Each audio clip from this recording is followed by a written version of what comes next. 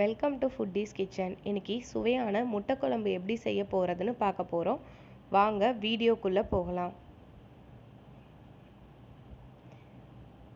இதுக்கு தேவையான இன்க்ரீடியன்ட்ஸ்: தக்காளி 2 தக்காளி எடுத்து கட் பண்ணி வச்சுருக்கேன்.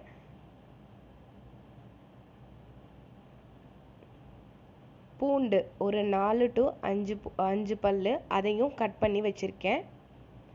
வெங்காயம், சின்ன வெங்காயம் எவ்வளோ போடுறீங்களோ அவ்வளோக்கு நல்லது, அதையும் கட் பண்ணி வச்சுருக்கேன். தேங்காவை எடுத்து பூண்டு மிளகு எல்லாம் போட்டு அரைச்சி வச்சுருக்கேன்.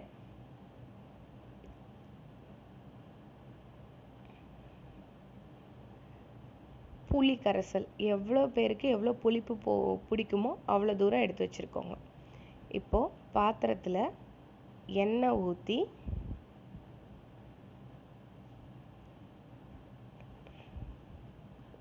ஒரு ஸ்பூன் கடுகு நல்லா பொரிஞ்சதுக்கப்புறம் ஒரு ஸ்பூன் சீரகம்,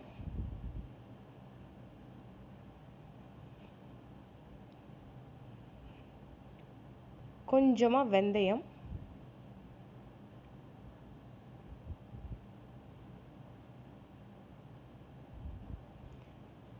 கொஞ்சம் கருவேப்பிலை, வெங்காயம் கட் பண்ணி வச்சுருக்க வெங்காயத்தை நல்லா போட்டு வதக்கி விட்டுருங்க. பூண்டு கட் பண்ணி வச்சுருக்க பூண்டெல்லாம் போட்டு நல்லா வதக்குங்க. உப்பு, கல்லுப்பு போட்டால் ரொம்ப நல்லது, வேமாவும் வணங்கிடும்.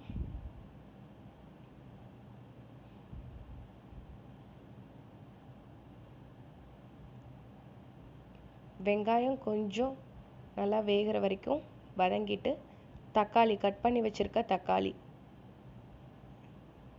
போட்டுக்கோங்க.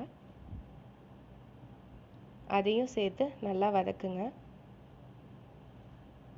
இப்போது எல்லாமே நல்லா வதங்கிடுச்சு. இப்போது குழம்பு மிளகாய்த்தூள் அவங்கவுங்களுக்கு தேவையான அளவு போடணும். எனக்கு ஒரு 4 ஸ்பூன் தேவை. இது வீட்டிலையே நாங்கள் போட்டு வச்சுருக்கோம்.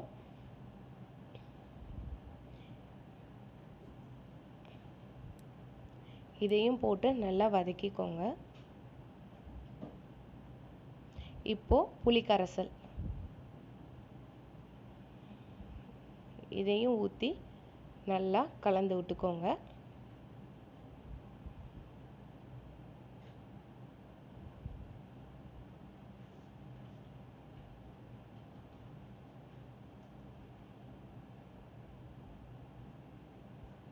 நல்லா கலந்து விட்டுக்கோங்க. இப்போ தேவையான அளவு தண்ணி, எல்லாருக்கும் எவ்வளோ குழம்புக்கு அதிகமாக வேணுமோ அதுக்கேற்றாப்புல தண்ணி ஊற்றிக்கோங்க.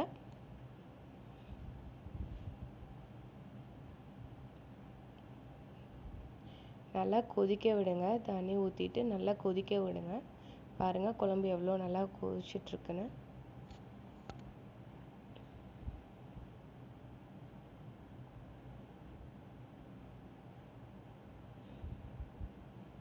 இப்போ நல்லா கொதிச்சிச்சு. இப்போ அரைச்சி வச்சுருக்க தேங்காவை எடுத்து அதில் ஊற்றிக்கிறோம்.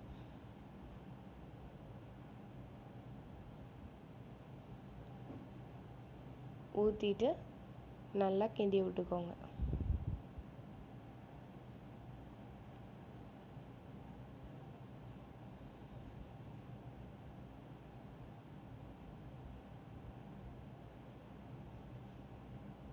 இதுவும் நல்லா கொதிக்கட்டும்.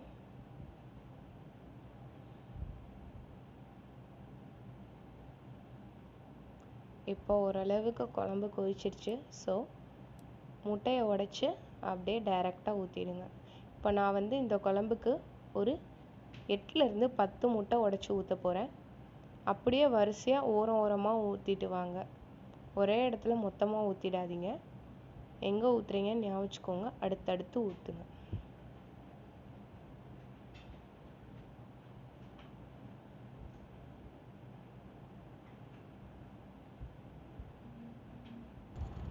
இப்போது முட்டையெல்லாம் ஊற்றியாச்சு.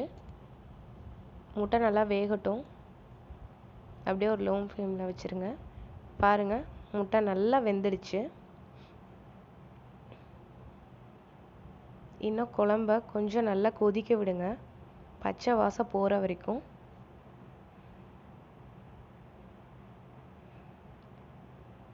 பாருங்கள் முட்டை எவ்வளோ நல்லா வெந்திருக்குன்னு.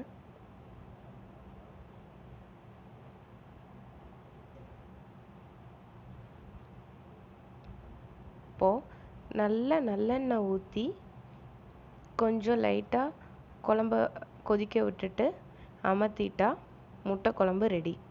நல்லெண்ணெய் ஊற்ற டேஸ்ட் நல்லாயிருக்கும். புளிக்குழம்பு எந்த புளிக்குழம்புக்குனாலும் நல்லெண்ணெய் ஊற்றினா நல்லாயிருக்கும். கொஞ்சம் மிளகு பொடி போட்டுக்கிறேன், பிகாஸ் இது வந்து முட்டை குழம்பு வாய்வு இருக்கும், அந்த மாதிரினா பெப்பர் ஃப்ளேவர் வந்து நல்லாயிருக்கும்.